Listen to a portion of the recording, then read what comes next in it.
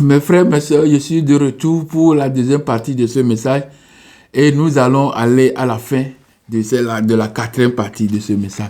Donc, mes frères, mes sœurs, je viens de vous dire que nous allons faire la deuxième partie, le petit B, c'est-à-dire l'image subliminale. L'image subliminale qui fait partie aussi du mécanisme. C'est un point du mécanisme par lequel les leucodèmes ils ont imposé leur Dieu à travers ce mécanisme. Donc, nous avons regardé tout autour, nous avons vu que le Dieu est créé alors que le Dieu était là depuis. Le Dieu qui était là depuis a une autre ressemblance que le Dieu qu'on a créé. Donc, le Dieu qu'on a créé est le Dieu que la résultante ou bien l'assemblage entre Seth et Amon. Vous voyez?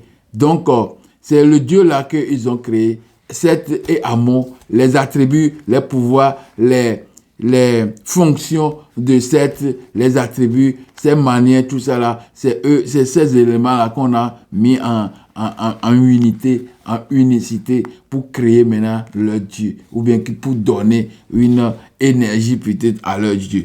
Donc aujourd'hui, nous sommes là, comme je vous ai déjà promis que cette deuxième partie va concerner le véritable mécanisme. Donc, nous allons attaquer, comme je vous ai dit, le point B, le point B qui est l'image subliminale.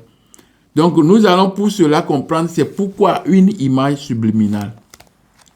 Une image subliminale est un stimulus.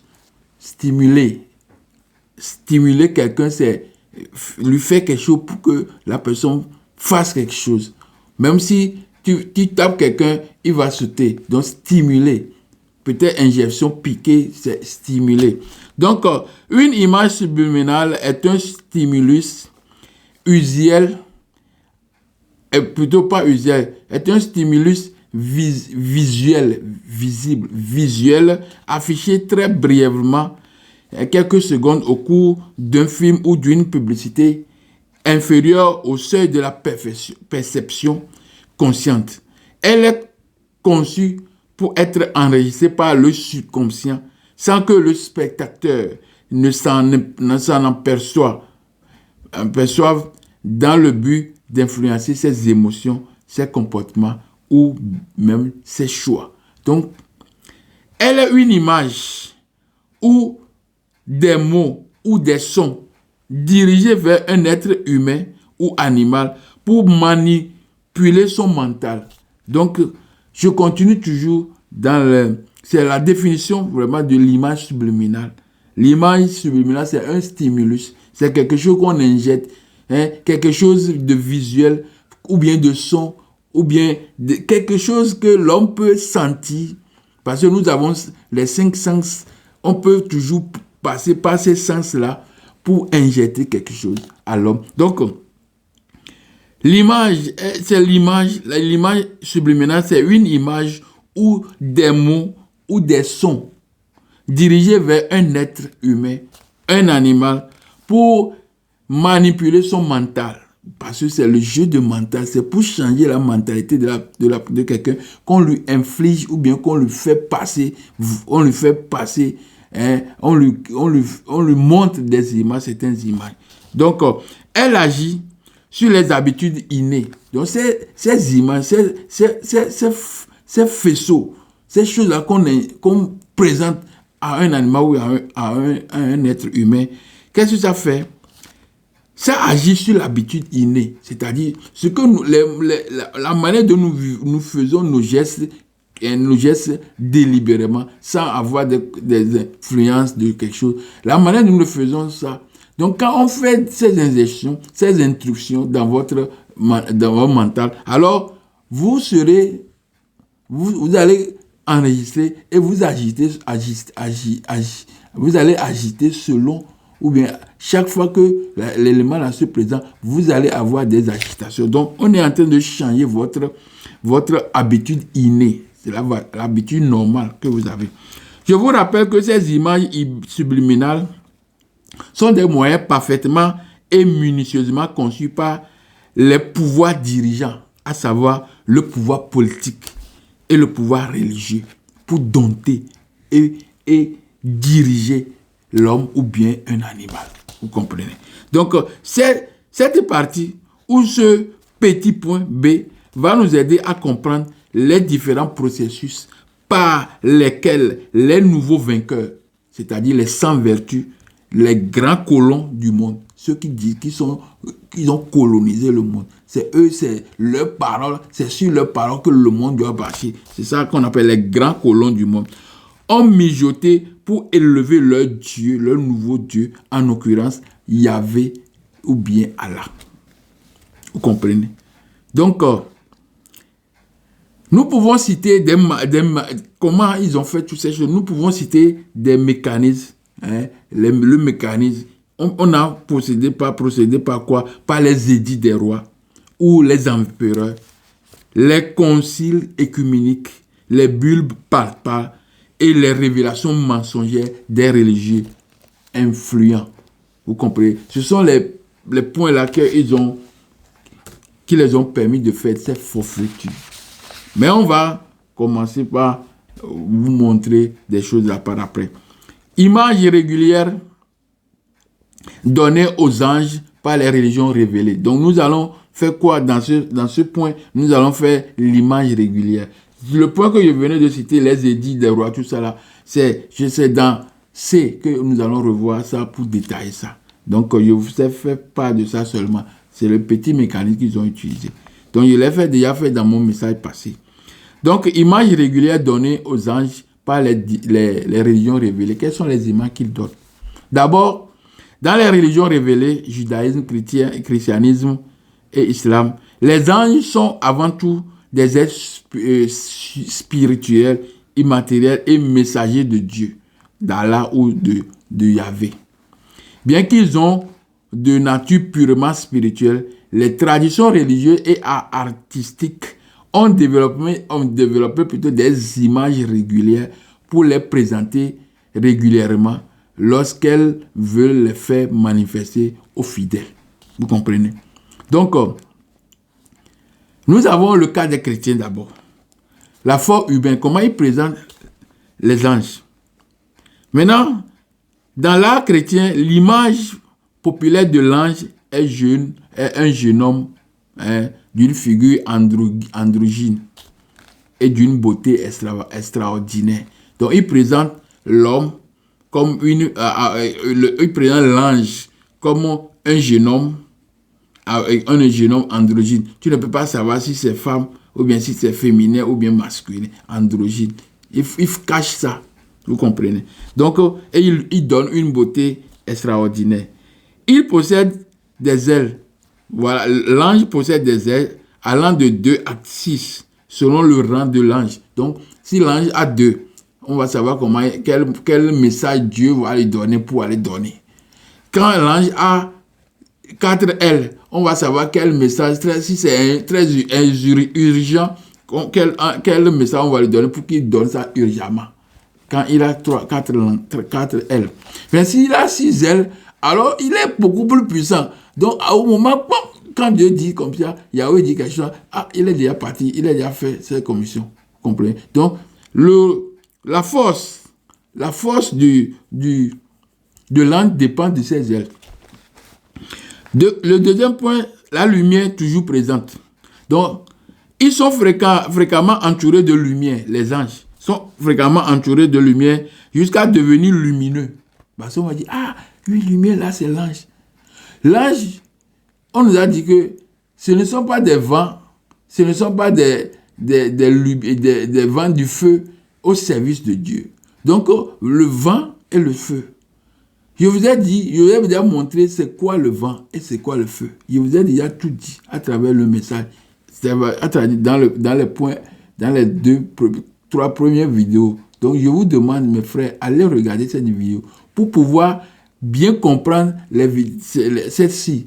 Parce que c'est très important de regarder l'antérieur pour pouvoir savoir ce que le nouveau a dit. Parce que c'est une vidéo d'enchaînement. Un produit, une produit autre. C'est comme ça que je fais. Pour que la leçon soit bien assimilée et comprise.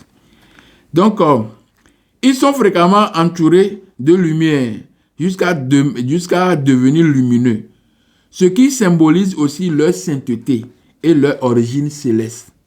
Parce qu'on a dit que Dieu, c'est Dieu, les terres, hein, c'est la région supérieure, le ciel. Hein, c'est là-bas, il y a toujours lumière. Vous voyez? Donc, ils sont fréquemment entourés de lumière jusqu'à devenir lumineux. Ce symbole aussi est synonyme de sainteté et de l'origine céleste de ces anges. Vous voyez. Mais dans la Bible, retenez bien, mais dans la Bible, les anges sont présentés différemment à ce qu'on voit dans les films ou bien sur les murs de l'église. Quand on va lire des versets bibliques, vous allez comprendre.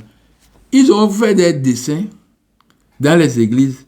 Ils ont fait les dessins dans leurs murs. Ils ont parlé. Mais ce que la Bible, même que eux-mêmes, ils ont écrit, ce que la Bible même a dit, à propos des anges, là, comment on a décrit les anges, même eux-mêmes, ce qu'ils ont dit comme anges, ce qu'ils ont montré et ce qu'ils ont eux-mêmes, ils ont écrit sont différents. Pourquoi? C'est le mensonge.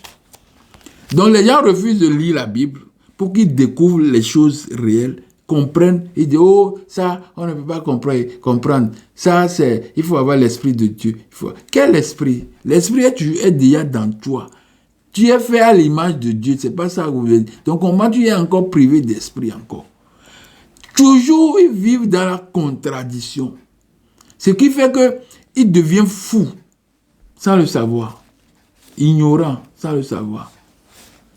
Mon peuple meurt à cause de l'ignorance. C'est ça. Donc,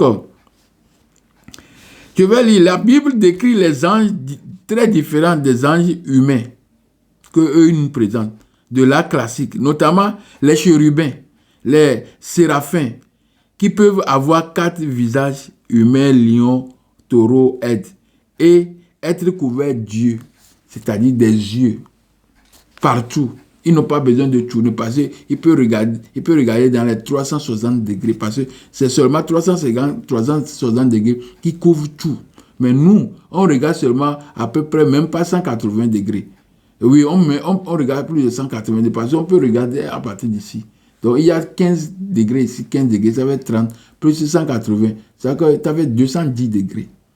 Donc, nous pouvons regarder 210 degrés. Mais ici, on n'arrive pas à faire la distinction. Quand nous sommes sortis déjà d'ici, des 15 degrés ici, ou bien 30 degrés, quand on est dans ce côté, les deux côtés, on ne peut pas avoir l'image nette. On ne peut pas regarder. Mais quand nous sommes dans les angles comme ça, on peut bien voir.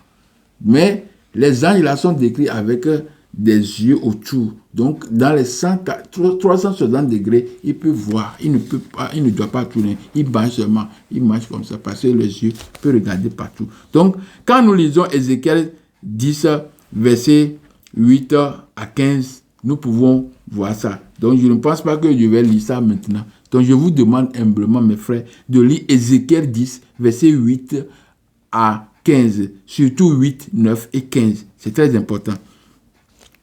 Dans l'islam, les anges sont décrits comme porteurs de 2, 3 ou 4 ailes. L'ange Gabriel, qui est Djibril, chez les catholiques, c'est Djibril, et c'est Gabriel. Chez les musulmans, c'est Djibril. Est parfois décrit comme ayant 600 ailes. Ils disent que les anges sont décrits comme porteurs d'ailes. 2, 3, 4 ailes. Vous comprenez? Mais au même moment, il dit que lui, là, il peut posséder 600 ailes. C'est impensable. On dit 3 ou 4, 2, 3, 4, à peu près. Maintenant, on dit encore 600 ailes. C'est pas normal. Vous voyez, ce sont des choses qu'ils disent, ils ne comprennent même pas. Contrairement à l'art chrétien, l'art islamique tend à éviter la représentation figurative, fugitive. Mais, si c'est le cas, si ça vaut la peine, il le dépeint plutôt avec des ailes multicolores et des grandes ailes. Donc, les musulmans ne veulent pas faire des histoires d'images, tout ça là. La représentation figurative et fugitive. Ou bien furtive, pas fugitive, vous m'excusez, c'est furtive. Et furtive, mais ils préfèrent ne pas faire. Mais dans le cas échéant, s'ils vont faire ça, ils mettent des couleurs, différentes couleurs pour les ailes, et puis les ailes deviennent des grandes ailes. C'est comme ça. Ils sont des manipulateurs. Ils créateurs. Ils créent. Ceux qui ne comprennent même pas, ils créent ça. Ils ne comprennent pas, mais ils créent ça. Vous voyez comment les gens sont mauvais. Mauvais plutôt, vous m'excusez. Les différents versets bibliques qui décrivent l'aspect physique des anges. Bon, maintenant, je vais vous lire quelques différents versets bibliques qui décrivent l'aspect physique des gens. Mais n'oubliez pas Ézéchiel que je vous ai donné aussi.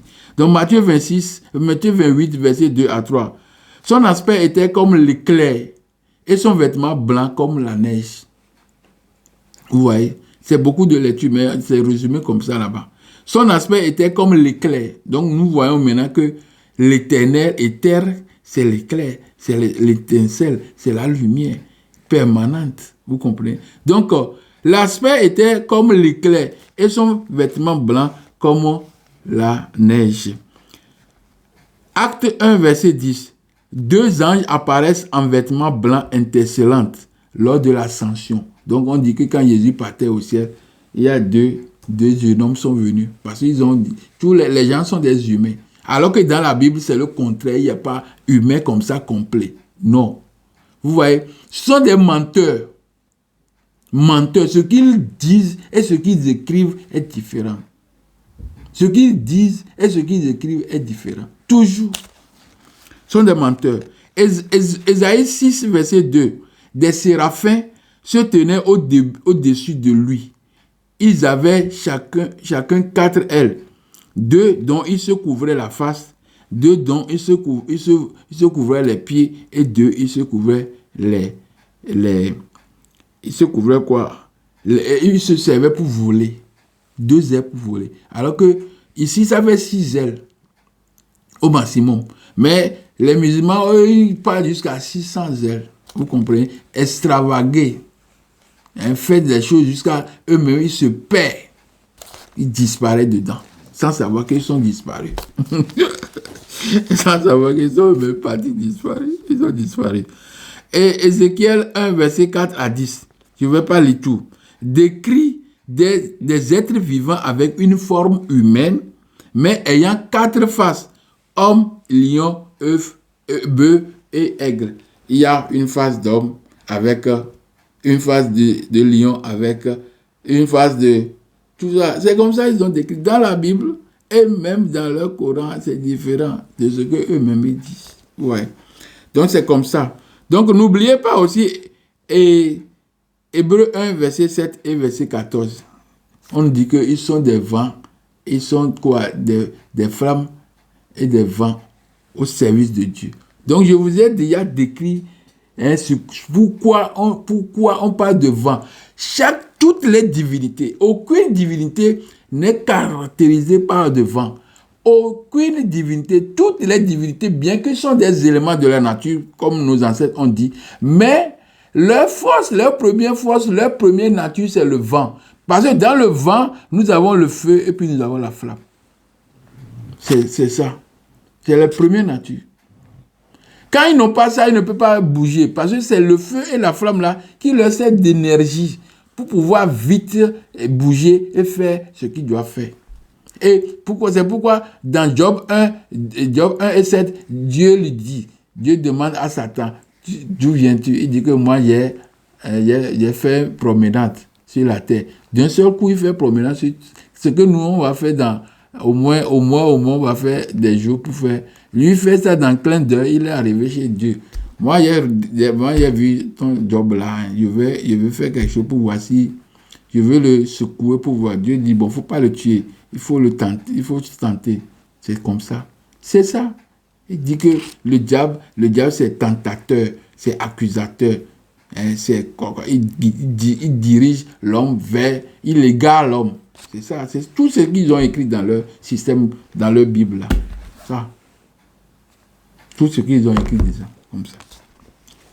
On continue. Image régulière donnée aux démons par les religions révélées. Ça, c'est grave. C'est ça qu'on va faire maintenant.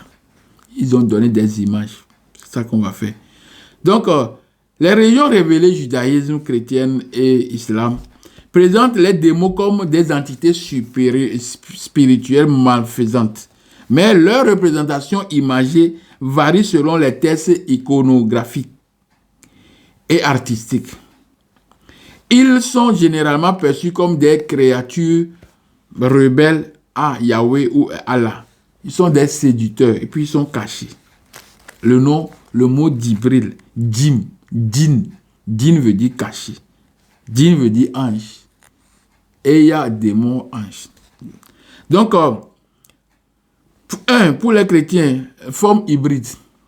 Pour les chrétiens, ils ont quelquefois, très souvent, ils ont mi-animaux, mi-homme. C'est moitié. Moitié. Pas ni, mais M-I, mi-animaux, mi-homme. Donc, ils ont peint les démons à un corps d'homme, avec la tête d'animaux, avec des cornes, des ailes bizarres, des ailes de chauve-souris, des ailes bizarres, et aussi portant une queue fourchue, une peau écailleuse. Donc, c'est comme ça les chrétiens décrivent le diable. Il y a la queue, il y a la tête, il y a un corps d'homme, il y a les sabots, tout ça là. C'est comme ça qu'ils dessinent le diable. Et ils dessinent les anges comme hommes. Et au même moment, les anges dans la Bible sont dessinés comme des hybrides encore. Des choses mélangées aux animaux. Ils ont refusé de faire ça, pour peindre ça sur les murs, pour qu'on voit. Et ils ont écrit, dans l'écriture, c'est les hybrides. Maintenant, quand ils veulent faire les démons, ils prennent les images là qu'ils ont gardées, que eux-mêmes, ils ont écrit comme anges. Dans la Bible, ils ont donné ça aux démons. Vous voyez comment les gens sont... Eux-mêmes, ils ont perdu la tête. Ils ont perdu de sens. Ils n'ont même pas de raison sur tous les plans. Ils sont des malades mentaux. Parce que ce qu'eux-mêmes, ils ont écrit, ils ont gardé. Ils n'ont pas dit ça. Ils ont fait une autre image de ange. Et maintenant, ce qu'ils ont même fait pour ange, même dans la Bible, maintenant, ils viennent faire maintenant pour donner à démon. Pourquoi? Qu'est-ce qui se passe? Et nos frères, nos sœurs ne veulent rien comprendre. Ils ne veulent rien comprendre. Tu ne veux pas comprendre. Ils ne veulent rien du tout comprendre. Quand tu leur parles, ils te disent, va à côté. Il ne faut pas nous déranger. Vous voyez, ils sont possédés. Ils n'ont plus de tête. Ils n'ont plus de l'eau qui est dans notre tête, qui est en relation avec le divin. Et puis c'est dans l'eau là que le divin se trouve. Et il brille. Il perd cette lumière-là. C'est pourquoi quand tu leur dis quelque chose, ils s'énervent, ils affichent une manière que il peut te tuer. Vous comprenez? Ce sont des malades. Donc, je continue avec les chrétiens pour leur illustration, comment ils illustrent le démon. Image d'ombre. Le démon est lié à l'ombre. Le démon est lié à l'homme, à la peur, au rugissement du lion. C'est comme ça qu'ils ont mis... Toutes ces scènes-là, c'est ça qu'ils ont répété dans les images subliminales pour pouvoir amplifier et rejeter le démon. Donc, le démon est lié à l'ombre. C'est-à-dire, il est noir. Parce que vous savez, l'ombre de quelque chose, c'est toujours noir, non, sur la terre. L'ombre de quelque chose est toujours de couleur noire. Quand on voit l'ombre, on sait que c'est une autre couleur. La chose, tu le vois, mais l'ombre est toujours couleur sombre. Vous comprenez? Donc, le démon, c'est noir, directement. Parce que l'ombre, c'est noir. Donc, le démon est noir. Et il y a aussi des voix paranoïdes. C'est-à-dire un individu qui entend des voix menaçantes, des voix accusatrices, des voix critiques qui le mélangent sa tête pour l'amener à faire du mal. C'est ça, ils ont dit que c'est le démon. Les gens qui sont malades qui sont psychologiquement malades, qui sont malades dans leur psychique. Il dit que c'est l'esprit malin, le mauvais esprit qui les guide. Alors que les gens, il y a eu un problème hormonal, il y a un problème qui a fait que déclencher ces déséquilibres et il ne peut plus agir bien. Donc il dit que c'est le démon qui les anime comme ça. Ouais. Et ces démons leur dit de faire des vengeances, de faire du mal à son prochain. Donc le démon est présenté comme un serpent aussi. Dans la Bible, ils ont présenté le démon comme un serpent. La chute qui a provoqué la chute de l'homme. Alors que c'est le même serpent là qu'on a élevé pour que les maladies soient guéries. Vous voyez que il y a une contradiction.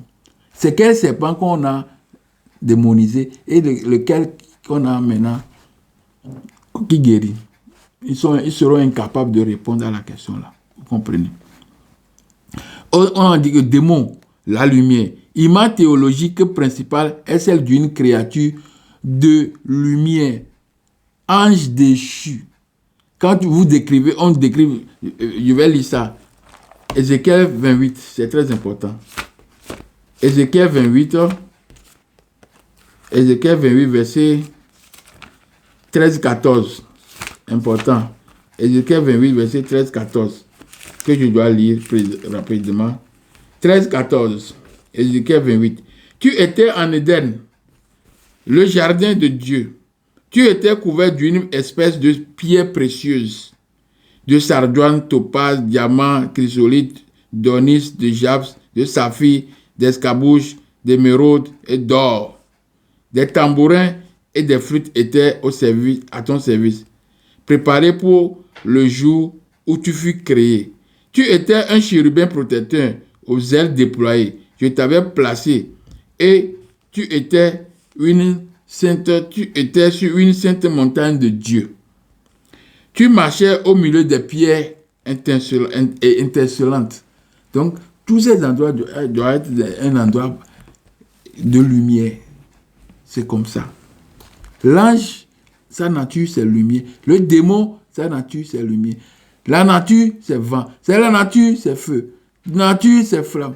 C'est la même nature. Dieu même a cette nature. Ils ont encore changé Dieu en anthropomorphe. Un Dieu qui a les formes humaines et pour lui, il a des barbes, il est vieux. Ils ont encore mis ça. C'est eux. Vous comprenez? Donc, je continue avec la description. Donc, Ézéchiel 28, versets 16 et 17.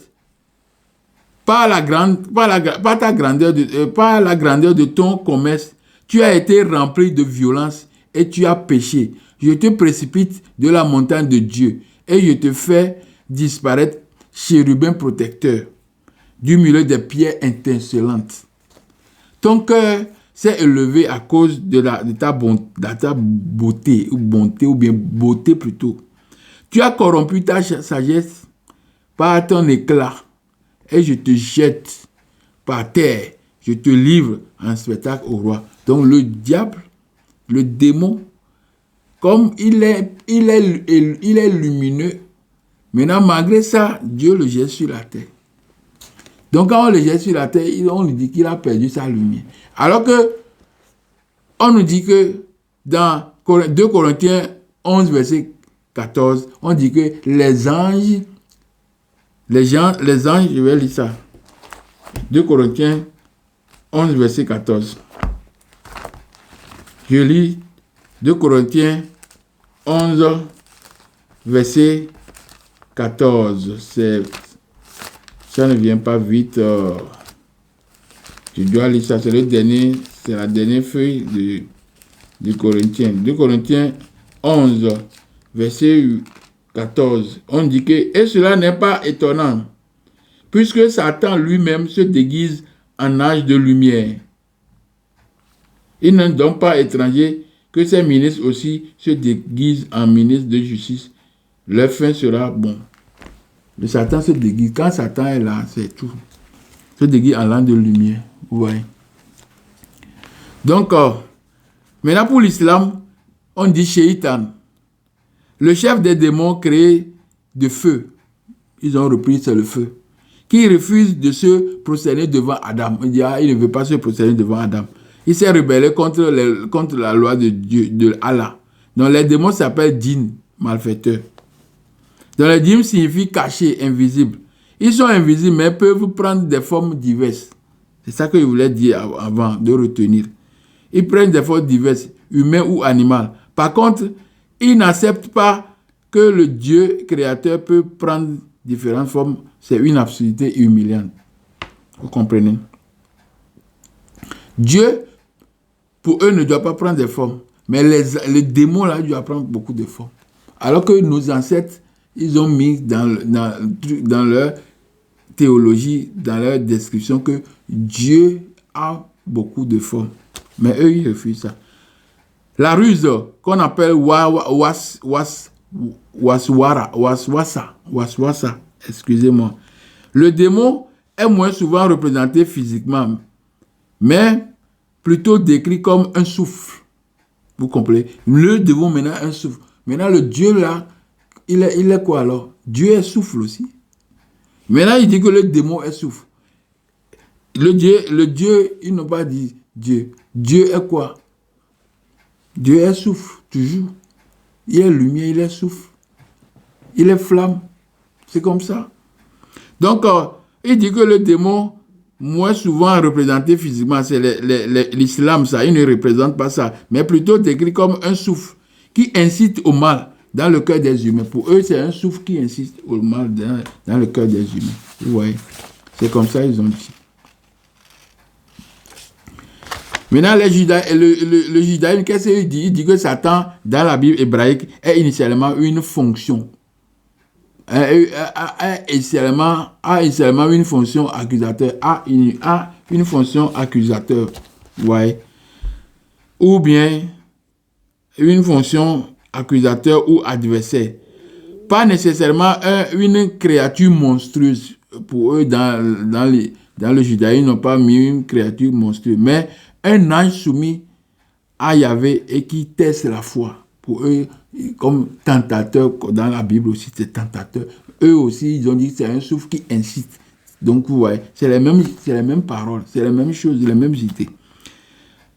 Si les judaïsme, on dit Dibouk. Dans la mystique juive, il s'agit de l'esprit d'un mort qui prend possession d'un vivant. Donc, pour eux, c'est l'esprit d'un mort qui prend possession d'un vivant. Alors que nos ancêtres n'ont jamais dit quelque chose comme ça. Le mort, celui qui est mort, il vit dans au-delà. Donc, il vient au secours. C'est comme ça, il vient aussi pour, je m'excuse, nos ancêtres disent qu'ils viennent soit pour faire du bien ou pour faire du mal aussi. Ça dépend quelle fonction il veut, quelle demande on lui a demandé. C'est pas que les démons aident seulement les morts. Non. Créatures souterraines, ce sont des entités vivantes dans les lieux impurs. Donc on dit que le diable, le démon, est une entité entité vivante dans le lieu impur et désertique.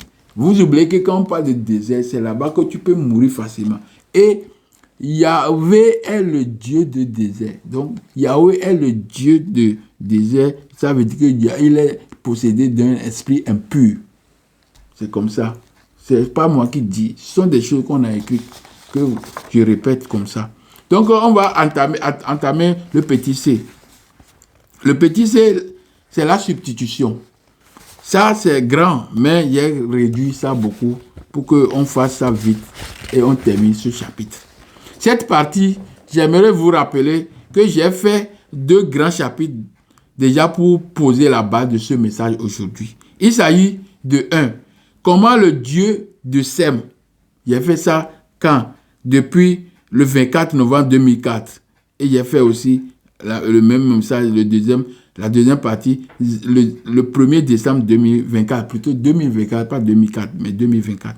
Donc, comment le Dieu de Sem, Yahvé, Elohim, Adonai, Allah, est-il devenu l'éternel Dieu, le Créateur? En ce temps, il était dans le début pour montrer les choses. Donc, nous savons que Yahvé, Elohim, Adonai, Allah, c'est C'est le nom qu'on donne à Yahvé. Mais par après, quand je vais faire encore le deuxième message, il a dit, comment le Dieu Yahvé, ou bien Allah, s'est-il substitué au Dieu le Créateur? La Bible nous en dit quelque chose. Maintenant, j'ai fait sortir réellement le Dieu là dont on parle réellement. Le Dieu des Édomites, le Dieu des Asiates, le Dieu des Lokodem. C'est ça qui est Yahvé. Donc, je l'ai fait sortir. Comment il s'est substitué au Dieu le Créateur? C'est le deuxième message. Et je l'ai fait l'année passée, le 21 septembre 2025. J'ai fait 4 semaines d'affilée. J'ai fini le 12 octobre 2025. 4 dimanches. J'ai fait ça. Allez regarder ce message. C'était un message de base pour le message d'aujourd'hui aussi. Je vous invite humblement à visionner ces 2 messages que j'ai présentés en étude dans cette vidéo. Le chapitre d'aujourd'hui, c'est de montrer le mécanisme par lequel la notion de Dieu unique, Yahvé ou bien Allah, le nouveau Dieu, et la notion des anges, la notion des démons ont été créés ou fabriqués et déposés dans la conscience et le subconscient de l'homme. Comment on a fait ce dépôt-là dans l'inconscient de l'homme? Pourquoi? Pour le conduire bien vers Dieu ou bien vers Christ. C'est eux-mêmes, ils connaissent ce qu'ils ont fait. Donc, c'est la conversion des dieux. D'abord, le Créateur est l'énergie. Et c'est grâce à cette énergie que tout l'univers a vu le jour. L'énergie est composée de la borne positive et de la borne négative. Les 2 bornes ne sont jamais prises individuellement.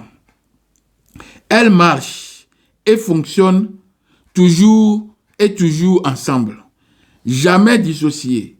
Depuis la côte ou bien les côtes africaines jusqu'aux côtes japonaises, en passant par l'Égypte antique, en passant par plutôt l'Égypte, l'Inde, et sans oublier l'Amérique. Le Dieu créateur et unique est invisible et caché, mais il déploie toutes ses forces dans tout ce qu'il a créé. Il est pour cela présent dans toute la nature. Donc c'est pourquoi certains ont dit que Dieu c'est la nature. La nature est Dieu. Deo siva natura. Vous voyez? Donc,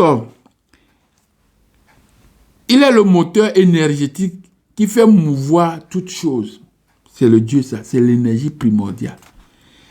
C'est la raison pour laquelle on le conçoit comme une énergie. Comme les gouvernants d'aujourd'hui, les colons de ce monde, qui sont les Édomites, les Japhétites, les Lokodem, comme ils ne savent pas comment faire un avec le Créateur, parce qu'ils ont dit, Jésus dit que moi et mon Père, nous sommes un. Donc, ils vont faire la même chose. Donc, tu es en moi, je suis en toi. Je suis dans le Père et le Père est en moi. Nous sommes dans le Père est en nous. Donc, si nous sommes en communion perpétuelle avec le Dieu, alors nous faisons ce qu'il a. Nous faisons comme lui et nous serons comme lui.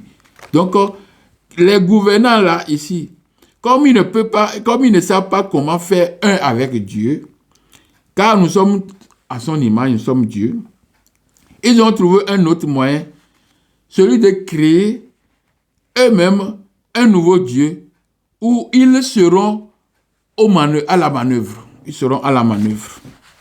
Ils vont faire dire à ce Dieu, nouveau Dieu créé, des histoires que eux-mêmes ils ont fabriquées et eux-mêmes à tout prix, ils vont mettre ça en application. Et chaque fois qu'un événement prédit par un de ces prophètes de ce Dieu nouveau-là, unique, tyrannique, chaque fois qu'un élément qu'on a prédit par ces prophètes-là est advenu, alors ils diront que notre Dieu a dit au prophète tel, et c'est advenu. Donc le nouveau Dieu est l'acteur de cet événement. Donc quand il fait quelque chose, ils vont dire que c'est Dieu. Alors que c'est eux-mêmes qui ont mis toutes les manière, toutes les conditions pour que la chose là soit faite. Et après, il dit que c'est Dieu. Donc, Dieu est Dieu de l'énergie. L'énergie, c'est quoi? C'est la bonne positive et la bonne négative. Donc, l'homme, c'est comme le câble électrique. Nous avons le mâle et puis nous avons la femelle. Donc, un câble électrique a le mâle et la femelle. Donc, on ne peut pas dire que câble électrique et on a seulement le mâle. Et puis, on n'a pas la femelle sur le câble électrique. C'est impossible.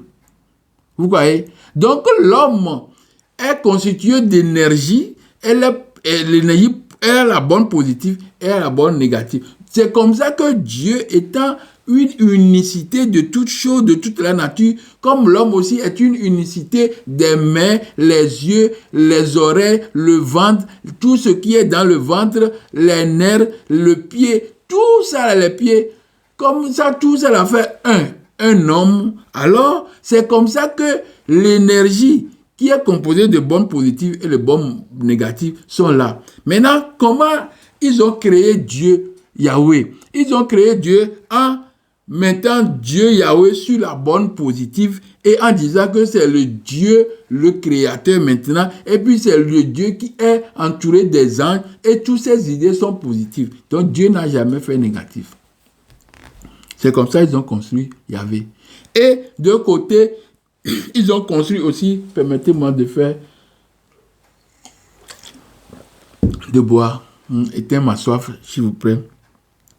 C'est comme ça qu'ils ont créé aussi la bonne positive, la bonne négative qui est là comme énergie, parce que nos ancêtres ont déjà dit ça, que c'est de l'énergie. Donc, il y a la bonne positive et la bonne négative. Donc, maintenant, la bonne négative, ils ont mis Satan là-bas et autour de lui, ils ont mis des démons. Dieu sur la bonne positive et autour de lui, les anges. Démons, diable, Lucifer, porteur de lumière encore, ils n'ont pas oublié la lumière là, c'est toujours la lumière. Donc, mais on l'appelle, et pourtant on dit qu'il est Lucifer, Luciféré. Donc, Satan est maintenant sur la bonne négative et il est appelé diable, il est appelé dragon, il est appelé ceci, et puis il est entouré de démons. Donc, les démons sont qui? Sont les dieux qu'on a changés, on a convertis. Ces éléments de la nature qui existaient avec leur nom, eux maintenant, ils ont donné un autre nom pour dire qu'il est démon. Il est démon de ceci, il est le duc de l'enfer, il est ceci, il est ceci. Donc, nous avons ici, par exemple, Yahweh, ange, ou bien Allah, ange, Jibril, ou bien maintenant Jibril. Nous avons les chérubins, les archanges, les dominations, les saints, les séraphins, et Marie, Jésus, Michel, et puis nous avons les saints. Saint Marguerite, Saint Titi, on a le monsieur là, le roi, ben, a dit qu'ils vont prier nos saints, nos zéros. Ces zéros sont devenus des saints. Donc ils vont prier, mais ces zéros-là ne vont jamais répondre à leur prière. C'est ça qu'on fait dans les églises. On prie, mais ça ne répond pas. Parce que vous priez quoi? Les zéros de ces édomites. C'est comme ça. Je continue.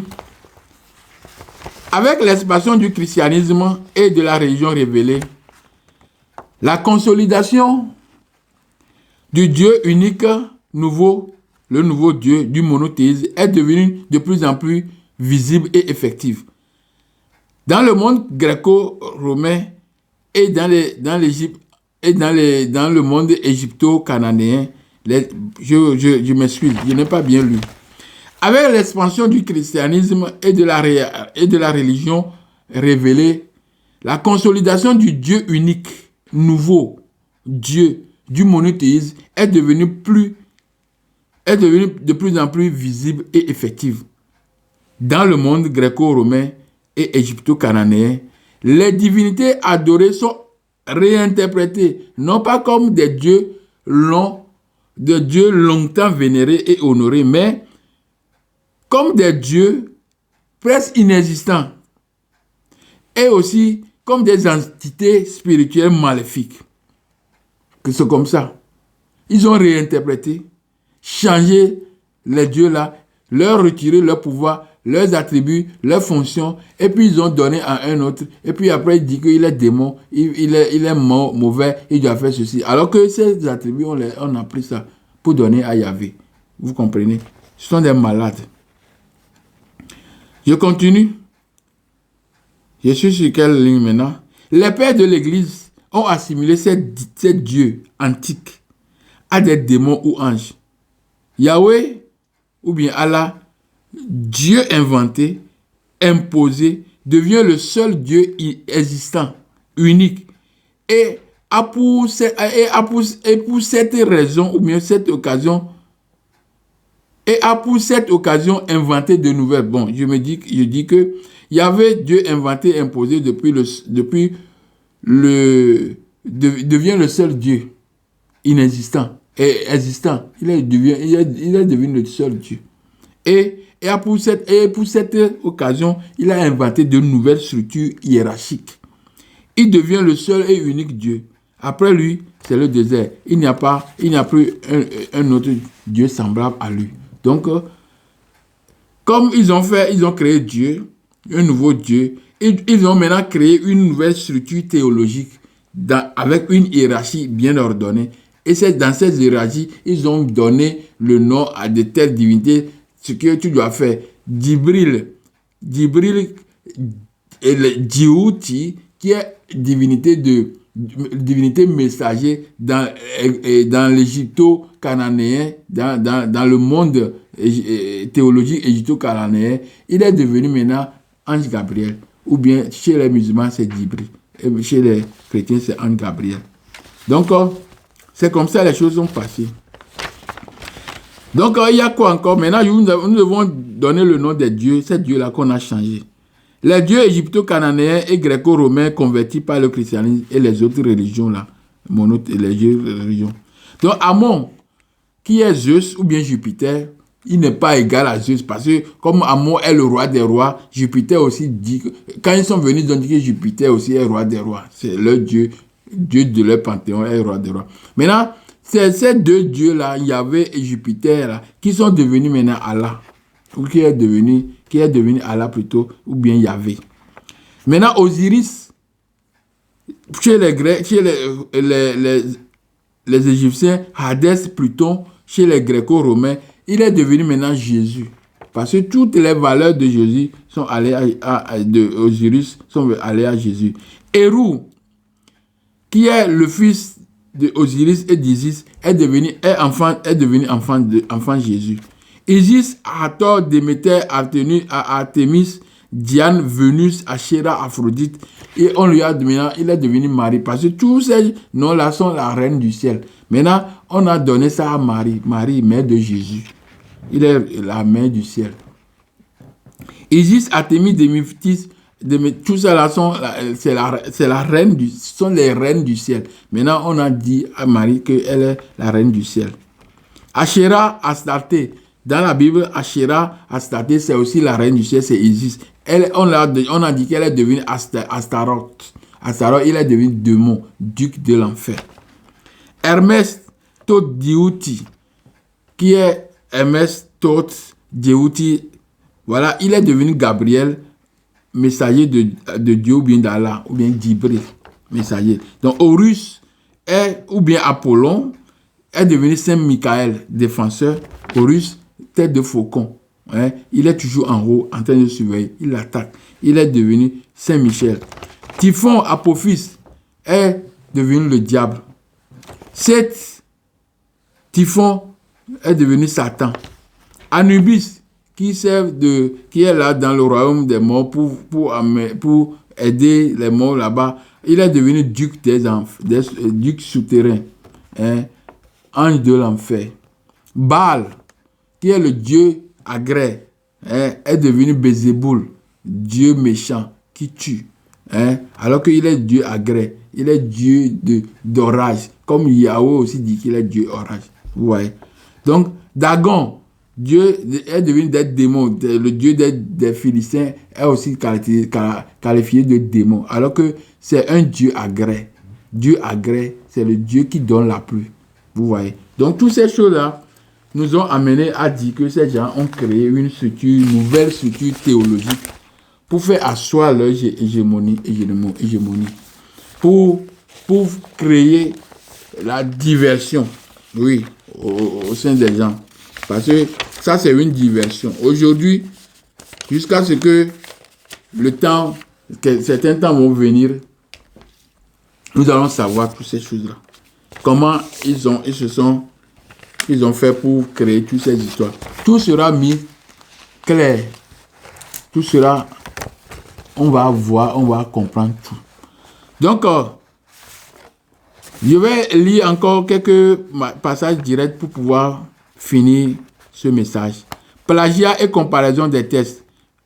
Test des pyramides. Mon fils Oussiré est désormais dans ton ventre. Ne crains rien à ce propos.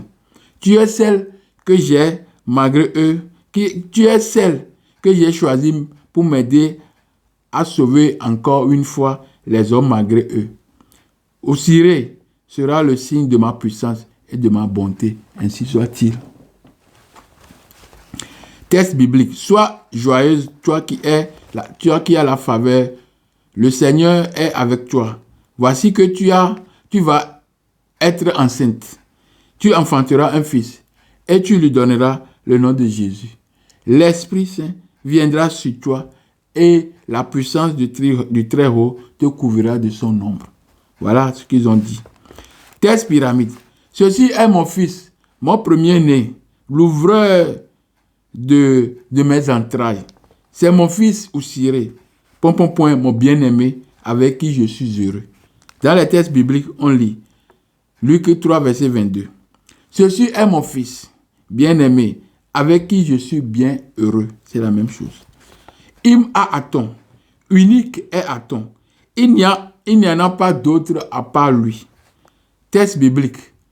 Marc 12, verset 32. Dieu est unique et, il n'y a point d'autre Dieu que lui. C'est le même message. C'est une copie conforme. Copie collée plutôt. 4. L'annonciation de l'ange Gabriel à la Vierge Marie. Et nous avons aussi annonciation de Djéhouti à la Vierge Asséta. Ça, c'est tout ça en Égypte depuis longtemps. La scène de l'allaitement du Fils divin. Marie, Vierge Marie allaite son Fils divin. Quand on va dans les tombeaux égyptiens, dans les pyramides, nous allons voir Vierge Asséta ou bien Isis, ou bien Asséta ou bien Isis, allaite son Fils divin Hérou. C'est la même chose. C'est une copie. Asséta Mout Nétier, Asséta mère de Dieu. On a attribué ça à Marie. Marie, mère de Dieu. Saint-Michel terrassant le mal. Hérou aussi terrasse le mal. C'est en Égypte longtemps. Ô divin Hérou, dans les textes égyptiens. Ô divin Hérou, délivre-moi du mal. Ô vaillant Hérou, délivre-moi de tout mal. Dans les textes bibliques, nous avons Ô Saint-Michel, délivre-moi de tout mal. 5. Oussiré, assis sur le trône de son père Amora. Jésus est assis sur le trône de son père Yahvé. Donc, nous allons lire, si vous avez le fascicule de Néo Serek Omutunde, page 46, cosmogénèse, que vous pouvez lire aussi. Il n'y a pas le temps pour lire. Osiris parvient à dominer Seth. Et on a vu que Jésus, lui aussi, parvient à surmonter l'empire du mal. Le plagiat est donc sans limite. Il y a plein de similitudes comme ça. Des innombrables dans les trucs. Donc, je vous demande, mes frères, d'aller revoir ma vidéo, la vidéo que j'ai intitulée le patrimoine de l'homme noir au secours de l'Empire romain et de sa nouvelle religion. J'ai aussi détaillé beaucoup de choses là-bas. Le patrimoine de l'homme noir au secours de l'Empire romain et de sa nouvelle religion. Donc, et aussi, zoom sur... Où est-ce que j'ai mis ça? Zoom sur la gestion de l'humanité Je vais voir ça. Je m'excuse. Où j'ai mis ça? Je vais lire ça ici.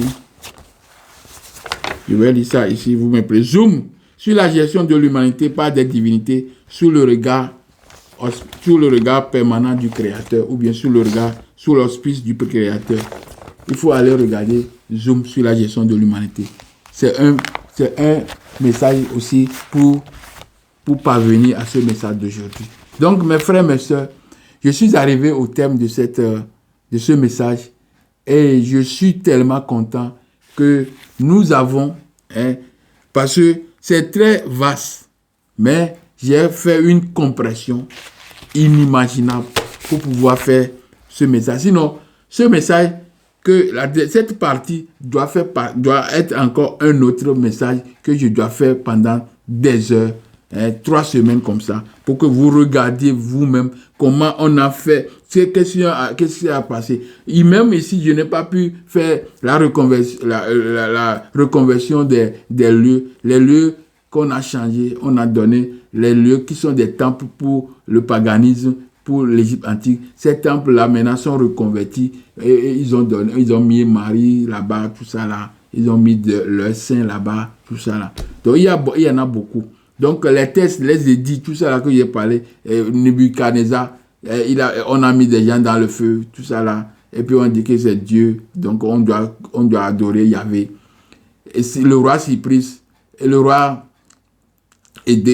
comment on dit, Cyprus, et son successeur, comment on appelle son successeur encore, le roi Cyprus et son successeur, j'ai oublié son nom encore. Donc, tous ces rois ont fait des édits. Non, le roi, les empereurs romains, tout ça, ils ont fait des édits pour poser. On a fait des dogmes. Il a fait le message, et le message que j'ai fait, qu'est-ce que j'ai fait? Concile de Nicée, l'aréopage, où les dogmes ont intronisé ou ont proclamé ou intronisé le mensonge, roi et vérité. Là, j'ai parlé beaucoup de choses là-bas. Il y a des dogmes. C'est sous les papes qu'on a fait des dogmes. On a fait des conciles œcuméniques pour imposer tout ça là. Je n'ai pas pu ouvrir tout ça là parce que je sais que j'ai fait tout ça dans mes messages. Les messages antérieurs, c'est pourquoi je vous demande, je vous donne des titres comme ça que vous devez lire. Vous devez plutôt regarder. Voilà, le concile de Nicée, l'aréopage, où les dogmes ont été intronisés, roi et vérité. Les dogmes, voilà. Il faut aller regarder toutes ces choses-là. Voilà, donc mes frères, je suis arrivé à la fin de ce message. Et je vous dis, asante sana, asante sana. Mugu bariki, que vous soyez bénis, Mugu bariki, Mungu c'est Dieu, Mugu bariki, ça veut dire que Dieu vous bénisse. On se verra à la prochaine. Merci beaucoup.